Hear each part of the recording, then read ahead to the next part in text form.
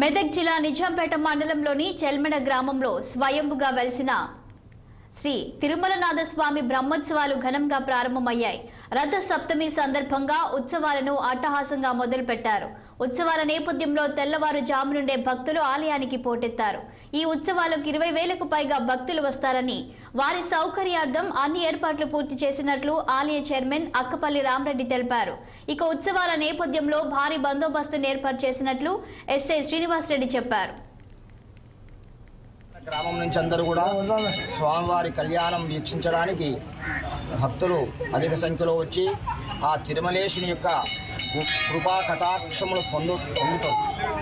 ఈ యొక్క ప్రతి సంవత్సరము చుట్టుపక్కల నుంచే కాకుండా ఇతర జిల్లాల నుంచి, ఇతర రాష్ట్రం నుంచి కూడా, నలుమూల ప్రాంతం నుంచి కూడా స్వామివారి దర్శనం చేసుకోవడానికి ప్రతి సంవత్సరము ఆ భగవంతుణ్ణి దర్శించి వారి యొక్క కోరికలు ఆ భగవంతుడు ఎల్లవేళ కూడా తీర్చేటువంటి నమ్మకం ఉన్నది. ఇది నిజము కూడా.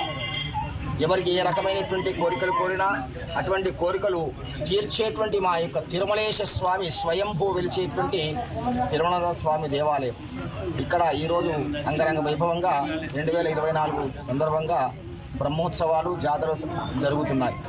నిజాంపేట మండలంలోని చెల్మెడ గ్రామంలో ఏర్పడిన తిరుమల స్వామి టెంపుల్లో 3 రోజులు జరిగేటువంటి రథసప్తమి సందర్భంగా చాలామంది, దాదాపుగా 15 నుంచి 20,000 మంది భక్తులు వచ్చి దర్శనం చేసుకుంటారు. అదేవిధంగా జాతర జరుగుతుంది కాబట్టి దీనికి మా పోలీస్ శాఖ తరఫు నుంచి అన్ని ఏర్పాట్లు పూర్తి చేసినాం. ఎలాంటి అవాంఛనీయ సంఘటనలు కాకుండా బందోబస్తు ఏర్పాటు చేయడం జరిగింది. అందరు భక్తులందరూ కూడా సకాలంలో దర్శనాన్ని పూర్తి చేసుకొని పోలీసు వారికి సహకరిస్తారని చెప్పేసి